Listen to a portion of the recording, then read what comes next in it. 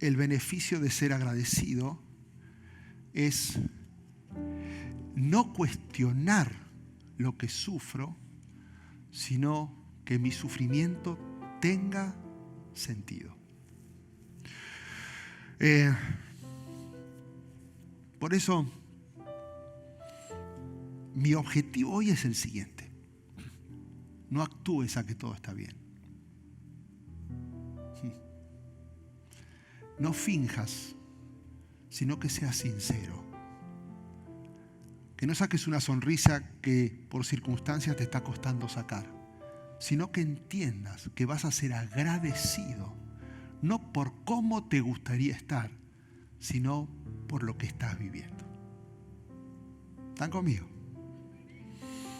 Es un plato complicado de digerir, pero lo escribió Pablo desde la cárcel y creo que tiene demasiado impacto, lo tuvo en mi vida y espero, y mi oración fue para que Dios hoy también y el Espíritu Santo haga algo especial. Por eso mi primera pregunta hacia vos es esta. ¿Cuál es tu sufrimiento? No pienses, es él, es ella, es mi jefe. No pienses en alguien o el problema, sino qué es lo que estás sufriendo. Tal vez estás sufriendo abandono y no pienses en el que te abandonó, sino en el sufrimiento. Tal vez estás sufriendo abuso, tal vez estás sufriendo violencia, tal vez estás sufriendo dolor, pérdida, algo estás sufriendo. Quiero que lo pienses y quiero que lo pongas en el medio de tus pensamientos, porque necesito que escuches esta predicación teniendo presente ese sufrimiento. Porque cuando termine de hablar, ese sufrimiento va a continuar, pero tu perspectiva de ese sufrimiento va a cambiar. Y por eso somos agradecidos. Porque Dios nos permite y nos enseña a través de su palabra a tener perspectivas diferentes de lo que vivimos. No promesas, todo va a pasar. Claro que sí, pero cuando pase viene otro. Sino la perspectiva de Dios de lo que estoy viviendo. Así que cerrá tus ojos un instante y poné tu sufrimiento ahí. Solamente el sufrimiento. Y decís, Señor, esto es lo que estoy sufriendo. Pablo, me imagino que él tenía en el mente en el centro su sufrimiento. Y me imagino que si le pudieran haber dicho, ponelo y explícalo, él lo hizo de la siguiente manera, que son los últimos 4 versículos del capítulo 1, lo hemos dividido en 4 partes, y expresa lo que implica para mí el sufrir de una manera, como todo lo que hace él, inspirado por Dios, que es sorprendente. Y quiero que lo leas conmigo. Pase lo que pase. Compórtense de una manera digna del Evangelio de Cristo. Así, de este modo, ya sea que vaya a verlos o que si no voy porque estoy ausente, solo tenga noticias de ustedes, y así sabré que siguen firmes en un mismo propósito. Están juntos, luchando unánimes por la fe del Evangelio.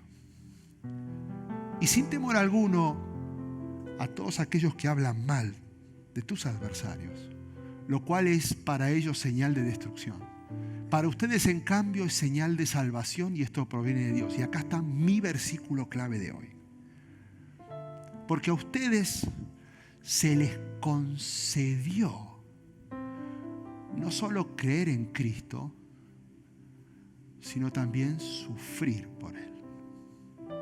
Pues sostienen la misma lucha que antes me vieron sostener y que ahora saben que sigo sosteniendo. Me encanta la versión del lenguaje actual, porque el versículo 29 dice: Dios nos dio el privilegio, no olvides esa palabra, de confiar en Él y el privilegio de sufrir por Él.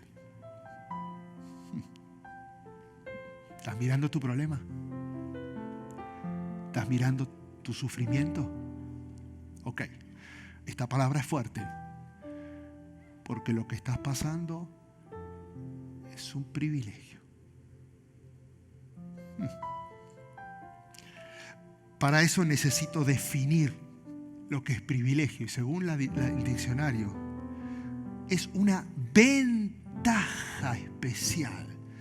Pero pastor, estoy sufriendo. Estoy predicando la palabra. Es una ventaja que se nos da, o es una exención de una obligación que disfruta alguien porque alguien superior lo concedió, o por mi propia capacidad y circunstancia. ¡Ah, qué fuerte!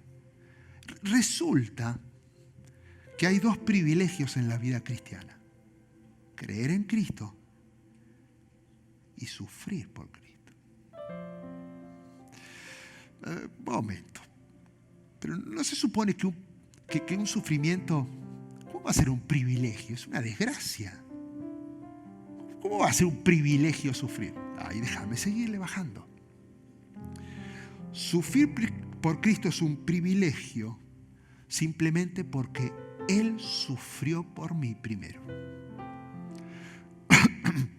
Él sufrió insultos, calumnias, incredulidad, desprecios. Sufrió clavos, sufrió látigos y sufrió en su propia vida el peso de tus pecados y mis pecados. Y se los cargó todos. ¿Alguna vez se te ocurrió agradecer a Jesús por su sufrimiento? Más, ¿alguna vez agradeciste a Él por el privilegio de tu sufrimiento? Primera de Pedro 4:13 dice: al contrario, alégrense de tener parte en los sufrimientos de Cristo, para que también sea inmensa su alegría cuando se revele la gloria de Cristo. Pero es simple. Si Jesús es ejemplo en todo, el sufrimiento no es la excepción. Primera de Pedro 2:21: para esto fueron llamados, porque Cristo sufrió por ustedes. Y acá está la bronca: dándonos ejemplo para que sigamos sus pasos. Pero pastor, pero por un momento, yo pensé, cuando yo tomé la decisión de seguir a Cristo, pensé que simplemente era decirle: quiero que entres en mi corazón, y ahora sí. Pero el problema es que la parte del sufrimiento se incluye en el momento que decidiste tener una relación con Jesús. Cuando vos decís: quiero caminar con Jesús, estás decidiendo: estoy listo para sufrir. Por eso Pedro lo explica en el versículo 12: no se extrañen del fuego de la prueba que están soportando. ¿Desde cuándo lo ven como algo insólito? Volvé a ver tu sufrimiento. Volverlo a ver. ¿Por qué te extrañas? ¿Desde cuándo es algo inesperado? Si en el momento que dijiste: Cristo, quiero caminar contigo, esto iba a ser parte de tu decisión. Tengo una noticia: cuando se presenten los problemas, el desafío es no entrar en pánico. El sufrimiento no debería ser algo extraño, fuera de la común en nuestra vida. El conocer a Jesús en realidad no te mete en broncas. El problema es cuando decidís permanecer en Él. Hace una semana fui a ver a Kanye West. ¿Saben quién es, no? ¿Sí? Ok. Un músico que yo jamás en mi vida hubiera ido a ver. No me gusta la música. Y además el mensaje que él tenía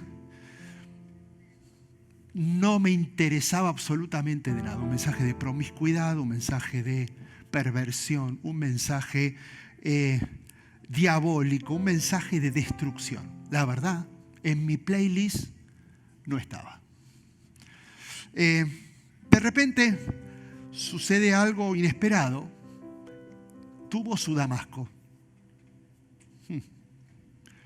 Y su mirada fue enceguecida y ahora volvió a ver y tiene una perspectiva espiritual del Señor que genera controversia.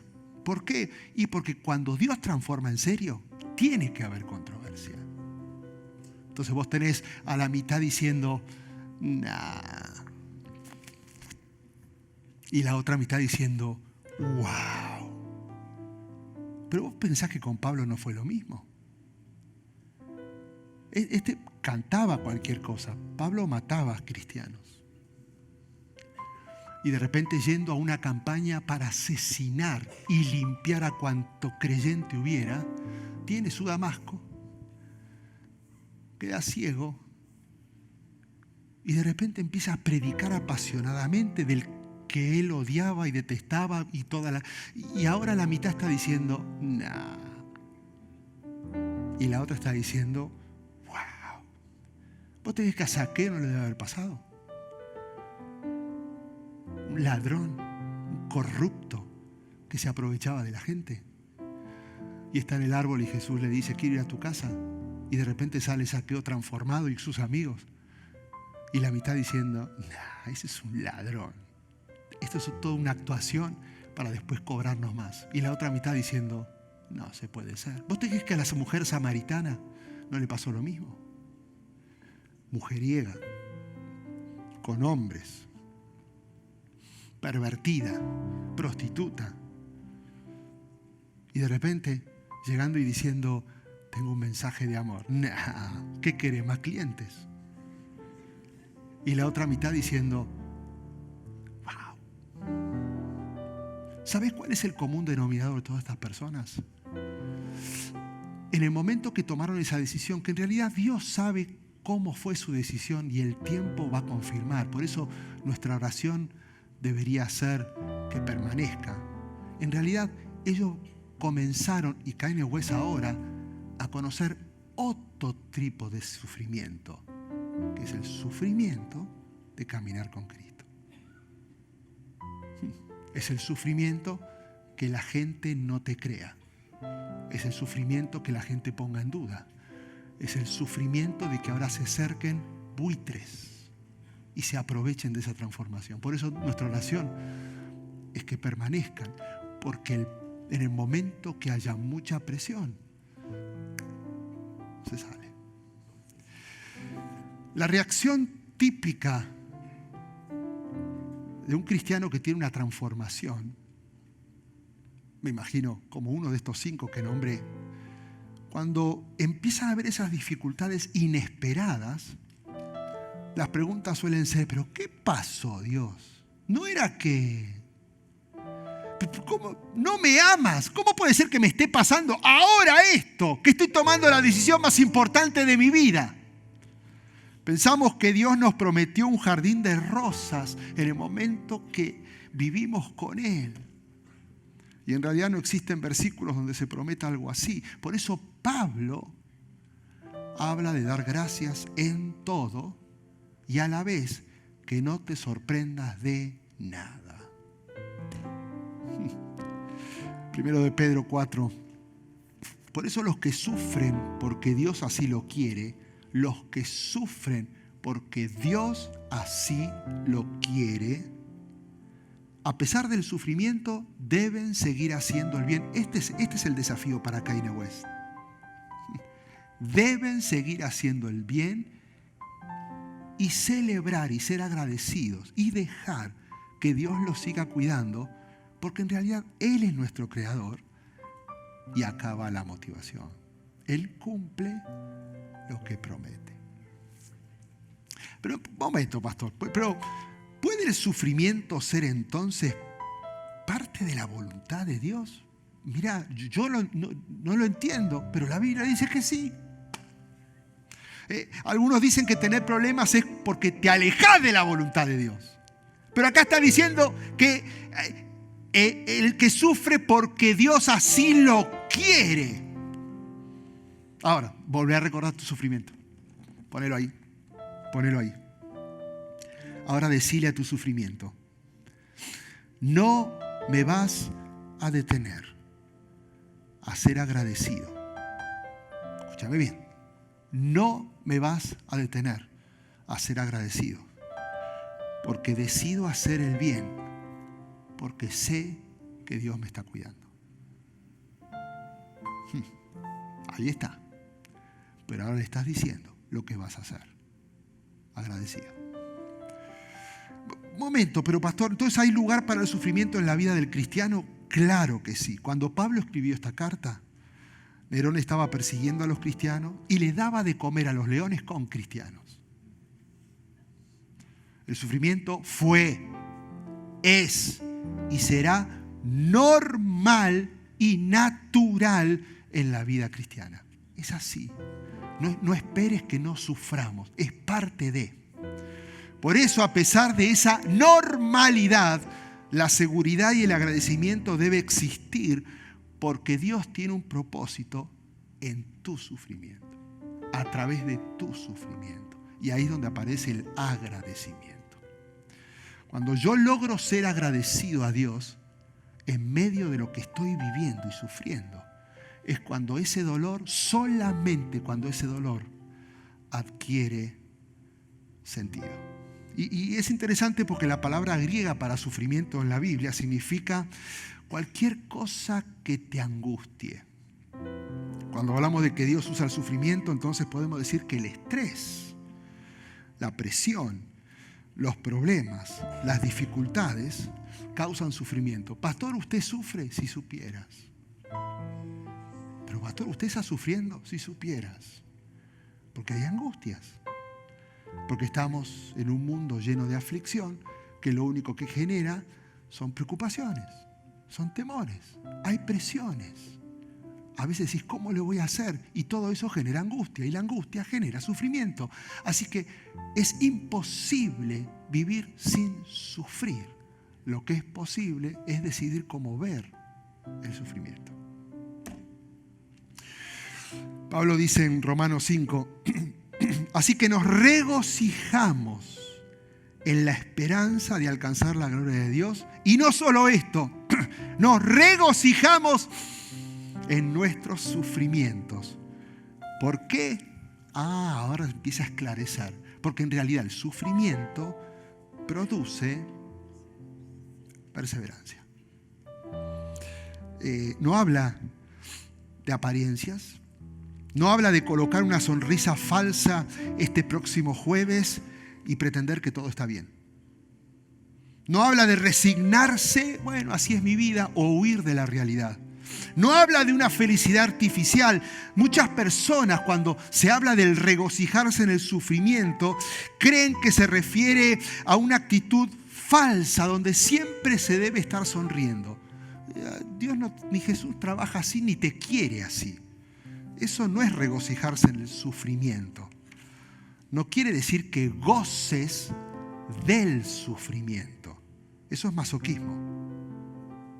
Hay personas que piensan que si no se dan latigazos espirituales desde el púlpito no es un buen sermón. Pastor, me encantó. Me duele la cabeza de tanta pedrada. ¿Qué es eso? Muchos piensan que un sermón verdadero y una enseñanza tiene que ser como una locomotora bíblica que te arrolle de par en par. ¿Dónde salió? ¿Dónde está en la Biblia eso? Ese masoquismo espiritual, muchos cristianos se torturan, culpándose falsamente y teniendo este dolor antinatural, pensando que cuanto más se sufre, más espiritual es. ¿Dónde está eso?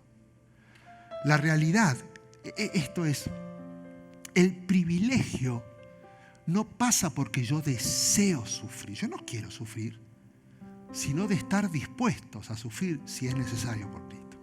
Esto tenés que sacar una foto y guardarlo y no te lo olvides nunca más. Yo no quiero sufrir, Pero como estoy dispuesto y como sé que diciendo Cristo quiero que vivas en mí va a venir, tomo la decisión de sufrir a causa de Cristo si es necesario.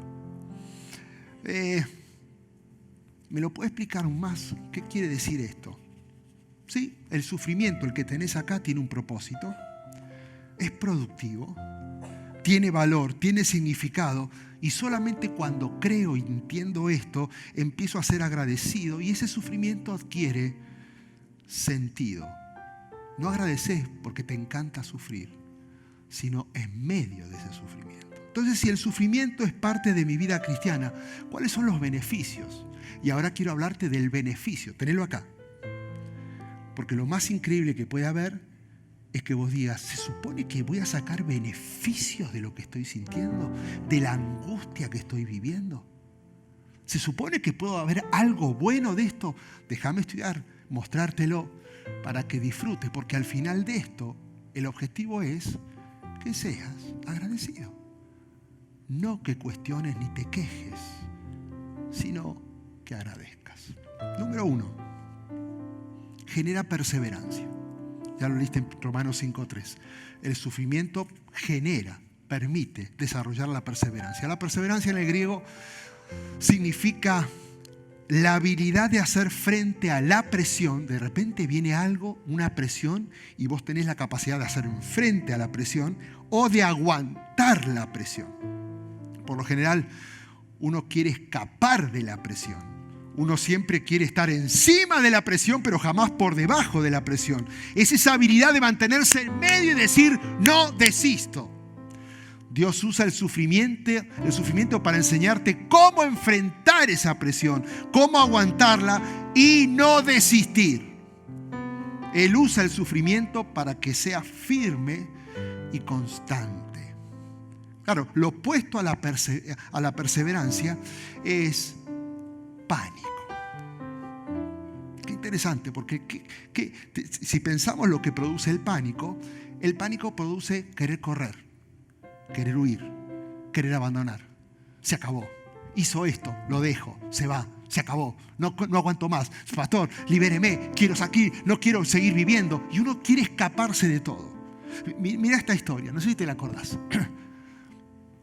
Estaba Jesús con los discípulos, dejaron a la gente, se subieron en la barca y había más barcas y en eso se desató una tormenta, igual que tu tormenta, inesperada.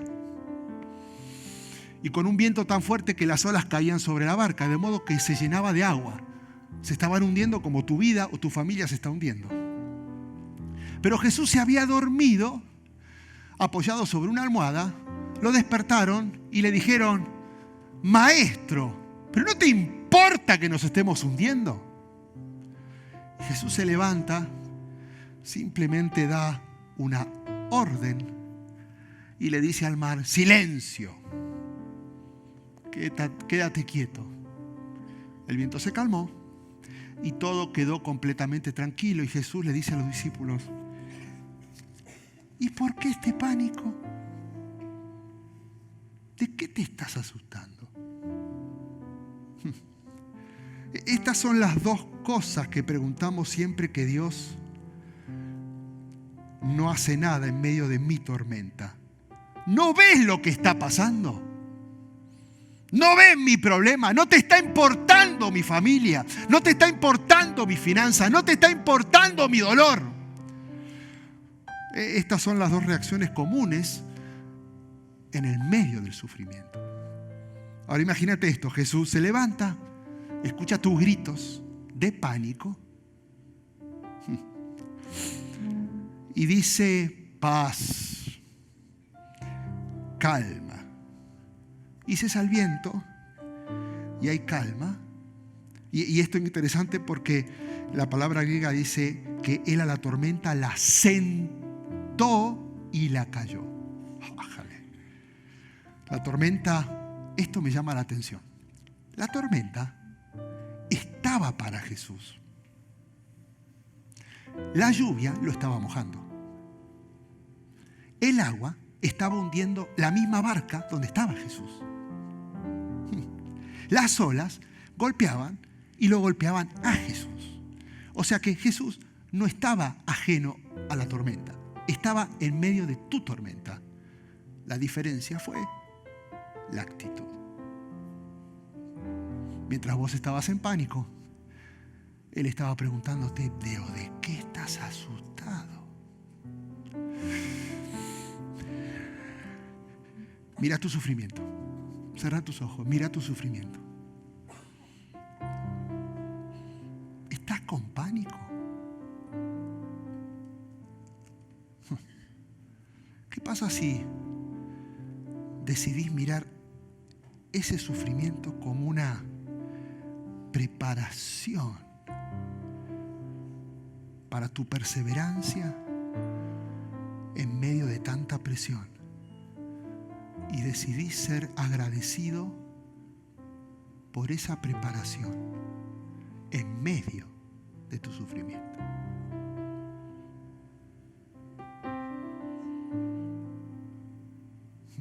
Tal vez vas a escuchar a Jesús decirte en tu oído, ¿qué pasa? ¿Estás asustado?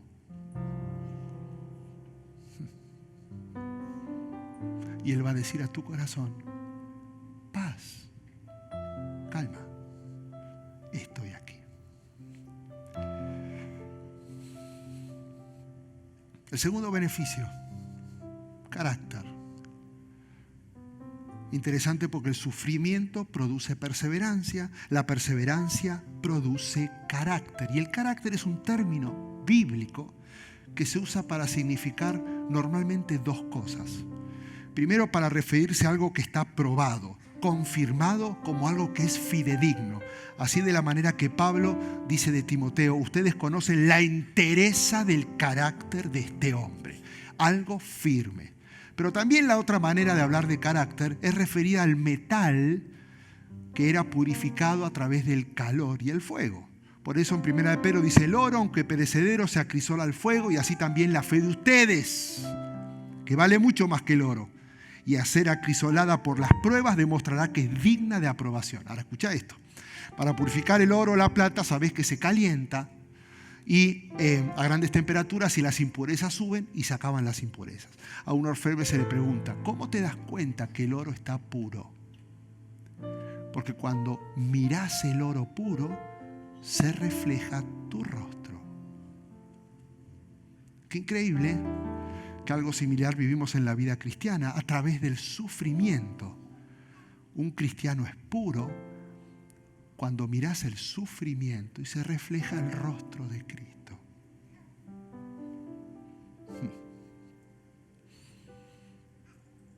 Es que tu carácter se está formando. Por eso, cierra tus ojos y mira tu sufrimiento. ¿Estás enojado? ¿Te enojó lo que estás viviendo? Yo sé que es injusto. ¿Qué pasa si ahora mirás eso que estás sufriendo como una preparación para tu carácter en medio de la tormenta? La tormenta no se esquiva, se atraviesa. Y como Dios está formando tu carácter, ahora le das gracias a Dios por eso.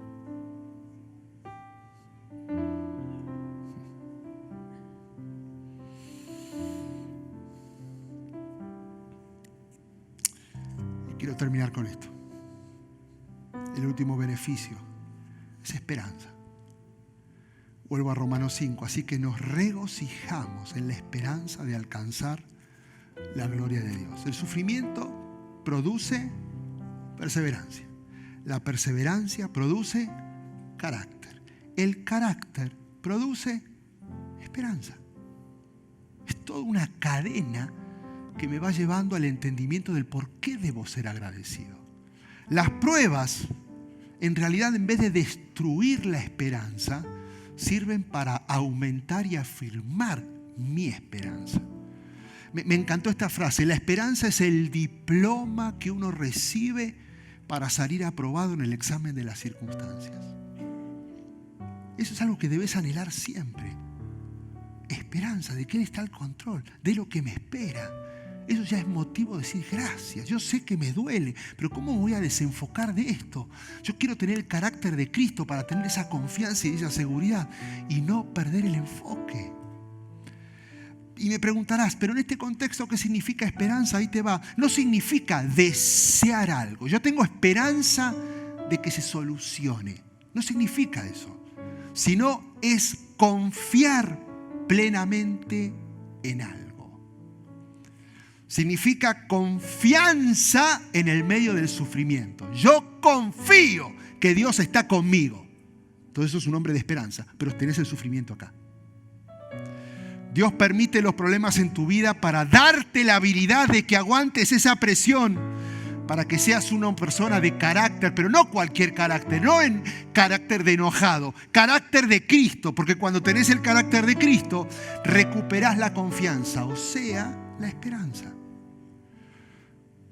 Sin carácter,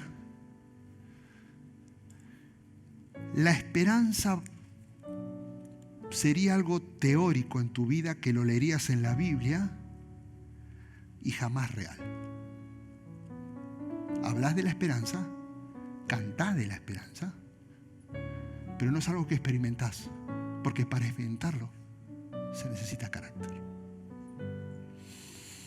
Las pruebas, no sé si te pasa, pero viste que se repiten una y otra y otra y otra, y el problema es que la repetición genera confianza. Cuando te pasó lo que te pasó por primera vez, estabas desesperado. Cuando te pasó por segunda vez lo que te pasó, decís, ahora ya tengo la primera experiencia. Cuando te pasó la tercera vez, ahora sé lo que está pasando. Y cuando te pasó la cuarta vez, y sigue forjándose tu carácter. Nadie que pasó por pruebas y tormentas, su carácter volvió a ser igual. Por eso, los veteranos, mira esta frase, al ser veteranos en la crisis de la vida, tu confianza crece y llegas a ser cada vez más fuerte en el conocimiento de Filipenses 4:13. Todo lo puedo en Cristo que me fortalece, si no es teórico. ¿Sabes cuándo te notaste que es teórico? Cuando te desanimas. Porque cuando esto es real, no hay nada que te desanime. Nada. Uno comprueba lo que dice la Biblia no leyéndola. Uno comprueba y vive la Biblia a través de las circunstancias de la vida. El sufrimiento hace que la palabra no sea una simple lectura, sino que sea una vivencia. El fortalecimiento de la vida no es automático, no es que yo soy fuerte porque estoy ponchado, no alcanza. Sos fuerte porque sufrís, porque el sufrimiento te hace fuerte. ¿Conoces a alguien que haya sufrido y no haya vuelto a ser igual? Hoy estoy frente a personas. Me acuerdo de haber hablado por circunstancias que pasaron, deprimidas, desanimadas, resignadas, y miro a las mismas personas tiempo después, fortalecidas, seguras, caminando. ¿Qué fue lo que definió el cambio? Tu sufrimiento. Porque nada vuelve a ser igual. Escucha bien. Por eso es un privilegio. Porque te mueve a otro nivel. Porque te hace avanzar. Un sufrimiento nunca te detiene. Te hace caminar. Este proceso solo funciona para aquellas personas que deciden cooperar con Dios. Un momento, ¿cómo se coopera con Dios? Simple. Vos no podés manejar las circunstancias, no podés manejar los sufrimientos. Sí podés decidir tus actitudes. Eso es cooperar. Todo esto está claro, pero hay una sola cosa que tenés que decidir vos, y es lo que significa cooperar con Dios. Decidir cuál es tu actitud. Puede haber actitudes de rebeldía. No quiero más, no aguanto más, me voy, Dios no existe. Es válido. Puede haber actitudes de resignación. ¿Para qué? Ya está. Se acabó. Puede haber actitud de murmuración, si supieras. Puede haber actitudes de preocupación. Puede haber actitudes de pánico. Puede haber actitudes de compadecimiento. O podés decidir ser agradecido en medio del sufrimiento. No me digas que estás en medio de una tormenta. No podés hacer nada con la tormenta. Lo único que podés hacer es reaccionar a la manera de los discípulos, pegando el grito, o a la manera de Jesús, estando tranquilo y en paz.